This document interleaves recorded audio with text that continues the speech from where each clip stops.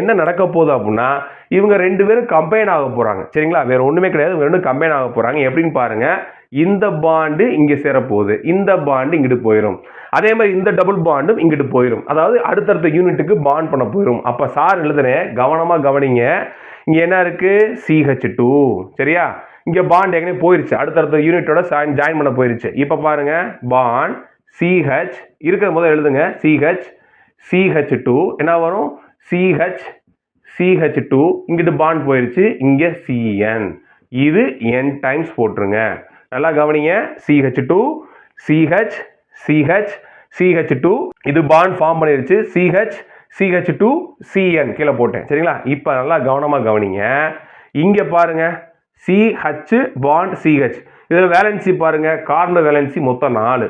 1 2 3 தான். அப்ப என்ன வரும்? இங்க ஒரு டபுள் பாண்ட் வந்துடும். ஸோ இது இங்கிட்டு போனனால இங்க டபுள் பாண்ட் கிரியேட் ஆகும். பார்த்தீங்கன்னா தெரியும் உங்களுக்கு, கார்பன் 1 2 3 4 வேலன்சி வந்து என்ன ஆயிருக்கும் அப்படின்னா நமக்கு ஃபுல்ஃபில் ஆயிருக்கும். சரி, இதைத்தான் என்ன சொல்றாங்க அப்படின்னா, அப்போ உங்களுக்கு கிடைச்சிருக்கு பார்த்தீங்களா? இதைத்தான் என்ன சொல்றாங்க அப்படின்னா, பியூனா என்ன சொல்றாங்க? N அப்படின்னு சொல்றாங்க.